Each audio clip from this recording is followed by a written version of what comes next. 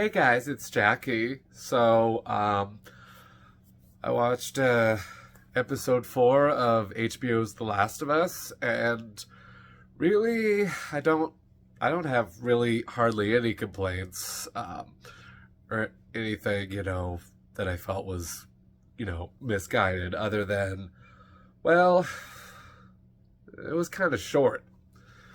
It was like, what, 45 minutes maybe. They're these episodes, they're usually like almost an hour, not exactly, but yeah, it was short, and it really kind of felt short. But yeah, so I'm actually I actually like that in this episode they actually included some more things from the video games. There was a few things I thought that they were probably just gonna skip over, and I was like, oh no. But they actually included the kind of the car scene where Ellie finds Bill's kind of a erotic magazine with the male models. It's that's from the video game, and and that's kind of where in the video game we get the feeling, oh, Bill and Frank, their relationship was, yeah.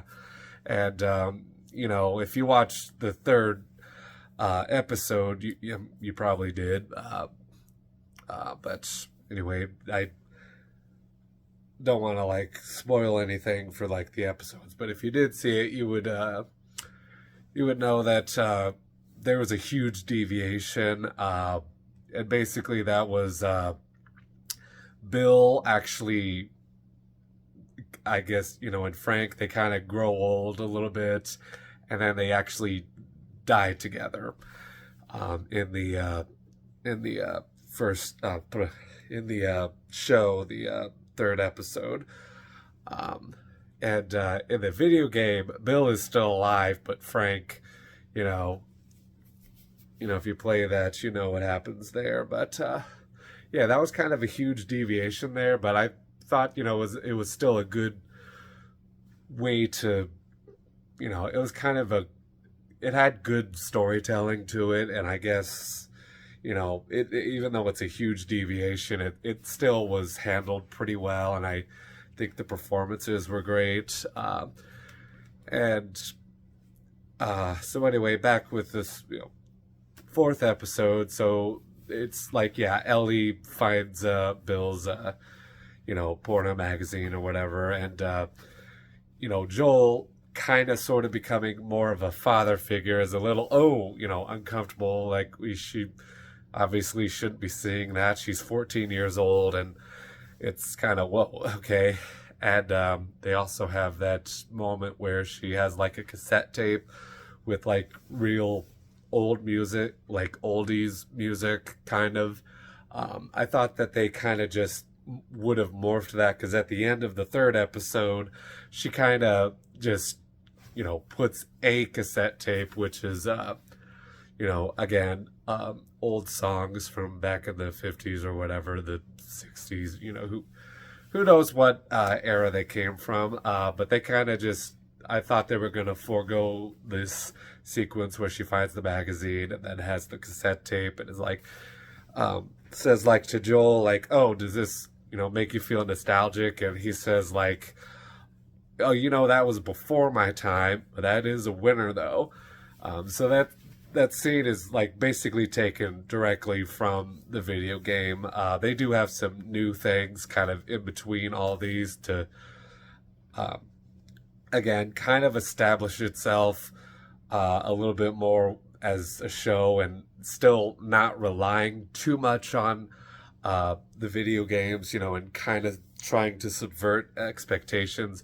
That's kind of a running theme that I've, kind of been talking about, is it's not exactly like the video game, but it is still pretty faithful to the core story, So, they have that, which I thought was really good, and they have, basically a lot of things were from the video games, but they did change um, uh, a bit, which I think, as far as the show is concerned, it's something that works better because when you're at this point where Joel and Ellie they have the truck and stuff, they're trying to make it to Tommy's, because he used to be a Firefly and the Fireflies want her to,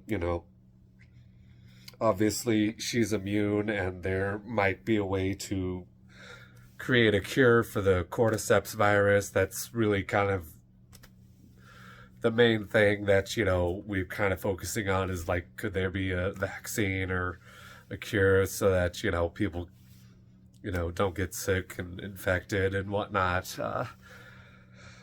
And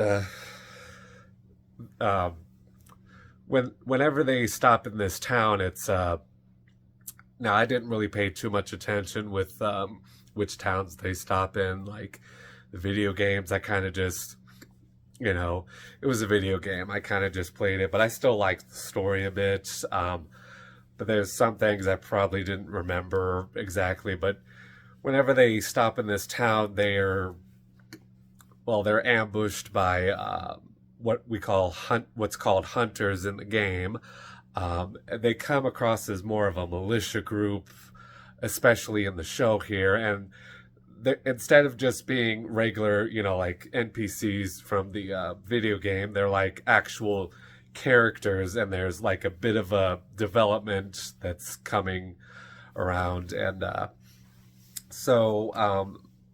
thought that was pretty interesting. And we're actually given names. There is the leader of this kind of militia group, named Kathleen, and she wasn't technically a character in the game, but for the show, they're trying to actually establish these people more as characters and not just as obstacles, not just as regular NPCs that you just have to, sneak past or to, kill and whatnot. They're actually, trying to add more humanization to these characters.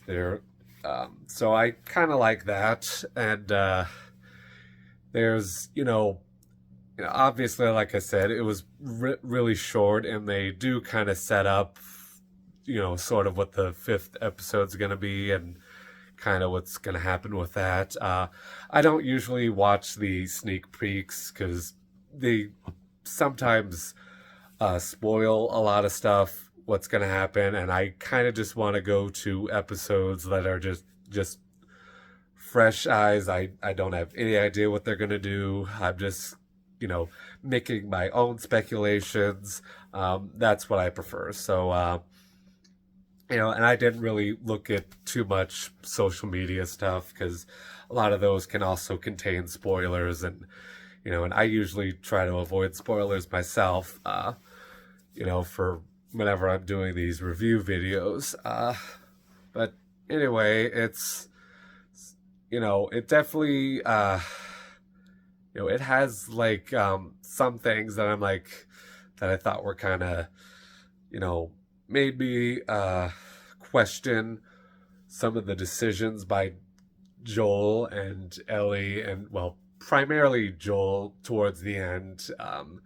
There's something that kind of doesn't really make sense. I think whenever they find a place where they can like sleep and in relative safety, he kind of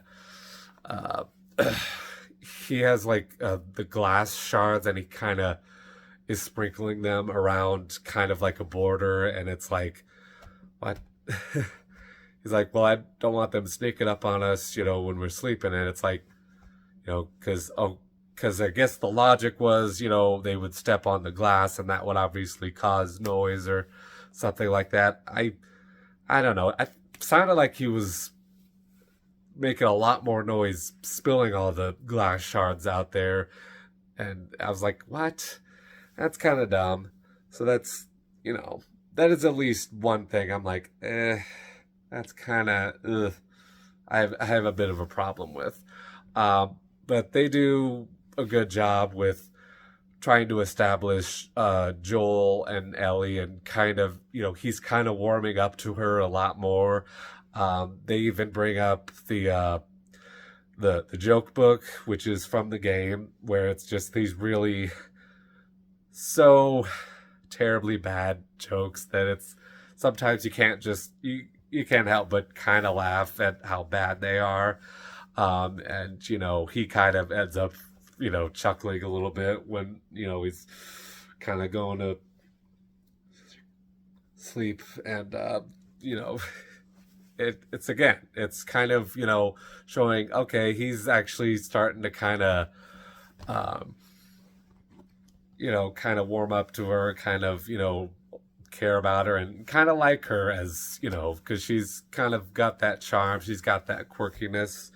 And it's not quite exactly father-daughter relationship, it's going that direction. That's kind of, again, that's what The Last of Us really was. It was Joel and Ellie, and the development of their relationship, and you know kind of like I said, father-daughter relationship. And I think they're doing a pretty good job with that. And I know that there's going to be some differences from the video games. I know there's going to be things that that'll probably work better in the show than what we usually kind of see. But